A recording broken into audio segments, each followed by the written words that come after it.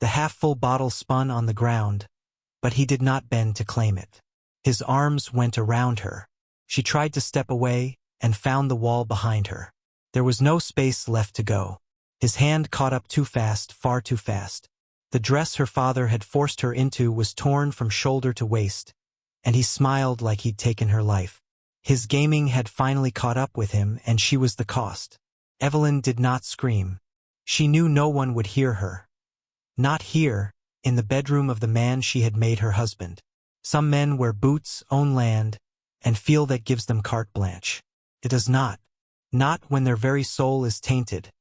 Their hands schooled only to bring pain. There was something taken from her that evening, something she would bear forever. But what if that weight continued to accumulate?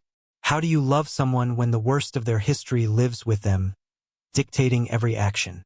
It was barely morning when Jonas had heard the knock.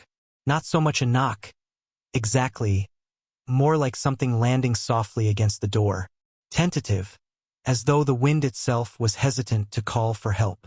Jonas opened it, one hand on the doorframe, the other grasping the ancient shotgun that hadn't been fired since '76. He wasn't ready for the sight. A girl, barefoot, hair disheveled, blood dried along the side of her neck, wrapped in a soiled bed sheet, scars and cuts on her skin, eyes with an expression too old, too haunted to be a girl her age. She was hollow but observant, like an animal that had been hunted too far and only stopped because she could no longer move on. Jonas didn't ask questions. He pulled off his coat and handed it to her. For a moment she hesitated, then wrapped it around herself.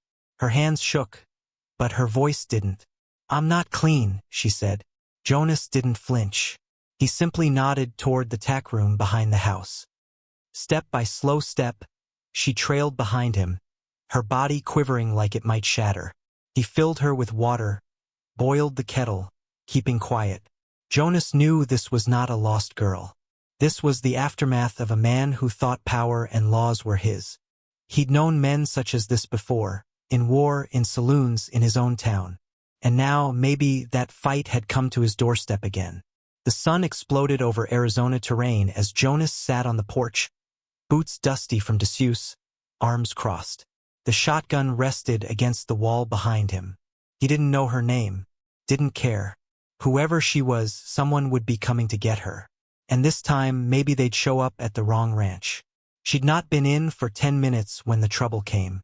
Jonas had set the kettle on the fire when the dog started barking low. Not scared, but warning. He stepped outside, heat blurring off the ground, and saw a rider hard down the trail, dust boiling behind like a tempest. Jonas did not move, simply waited. The man pulled up fast. A big frame, scar down his cheek, gun on his hip, worn from years of use. "Saw a girl come through here," he said. "Blonde, barefoot, might be wearing a sheet. Ran off this morning. She's Mr. Glay's wife now. Paper signed. I'm just here to bring her home." Jonas did not answer immediately.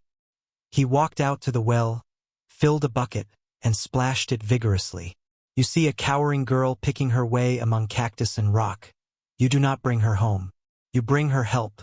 The welts across her body spoke louder than any such document. The human being who sent her should be ashamed to call himself one. The outlaw squinted. "You sure you want to be the man standing between me and Mr. Glay?" Jonas stood right in front of him. "I ain't moving." There was a hush between them. Not the quiet of serenity, but the strained one that breaks before the storm. The man did not shoot. He just smiled, the kind that warned he would not be alone next time.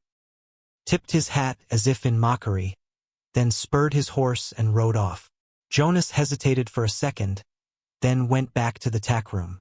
The girl hadn't moved, but she was now looking at him.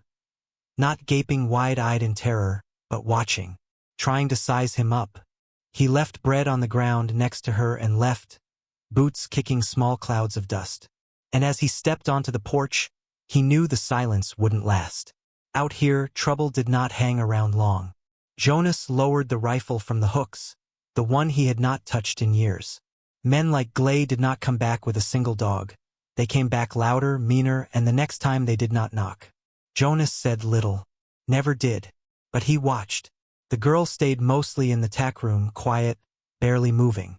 She didn't speak. She'd reach out sometimes and touch food he left on the counter. Sometimes not. Every now and then, she gazed out the window, as though the world might come and take her off at any instant. At noon, she stepped into sunlight. Jonas was mending the gate, head bent, but he saw her out of the corner of his eye. She moved slowly, still in his coat, still with the stiff gait as though each step would be painful. "Can I help?" He didn't answer at first, just handed her a small hammer. "You know how to swing one of these?" She shook her head. "Well, you're about to learn." It wasn't much. A few nails, a squeaky gate, but it was the first time she'd done something that wasn't running, crying, or bracing for the next hit. And that meant something. She sat with him on the porch roof after that day, still, watching the dust drift through the yard. Finally, she asked, "Do you think he'll come back?" Jonas flatly refused to look at her. "I'd bet my last boot to it." She nodded, no longer afraid. Jonas noticed something else too. Her trembling ceased. "If your stomach is churning like my stomach was churning here today, don't look away now. Subscribe to that thing. Because we both know Glay is coming back. And when he does, it won't be quiet."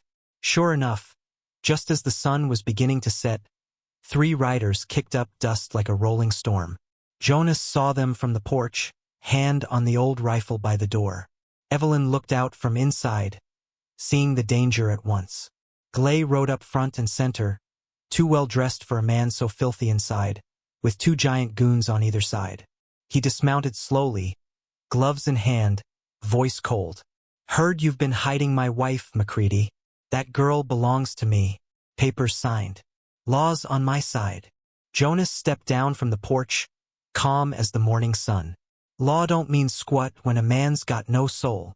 The thugs moved first, as thugs do. One came in from the left, fast but dumb. Jonas turned around, swung him squarely on the jaw with the rifle stock. The other tried to pull a gun, but Jonas was faster. One shot, middle mass, puff of dust, sudden silence. Glay came to a halt and shuddered. Jonas moved forward, gasping. "You hear good. If I lay eyes on your boots on this ground once again, I won't be attempting to frighten. I'll be digging your grave right where you are." Glay did not answer. He stood with his back to the horse as if he had been caught stealing. They rode away, tails between their legs. Evelyn came outside for the first time and did not appear frightened. She seemed free. And Jonas felt something right again in the world for the first time in a long time. A month passed. Quiet. No riders, no shadows on the trail. Repairs were made to fences. Quiet evening meals on the porch. Evelyn smiled more, gradually, really. Then one morning, she didn't come out for breakfast. Jonas knocked. No answer. Inside, she sat on the edge of the cot, fists tightened around her stomach. No tears. No words. Only a truth her expression carried. He sat beside her. "What do I do?" she finally asked. Jonas rubbed his palms against each other and gazed out the window.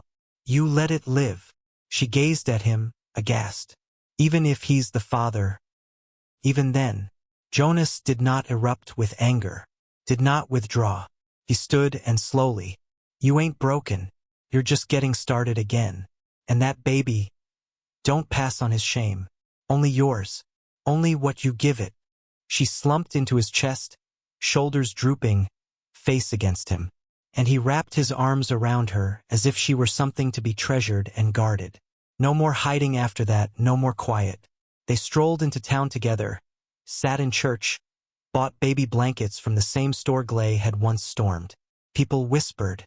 Jonas didn't care. In a world that treats people like garbage, he chose to hold on, even when it hurt. Now I have to ask you, could you too? Would you love what other people call shame? Would you accept the child of the man who hurt her? Being a man sometimes isn't about the wars you win. It's what you choose to keep. If the story touched your heart, don't let it be silent. Press the like button, subscribe, and share it with someone who needs reminded that the best among us are those who stand for what the world wants to forget.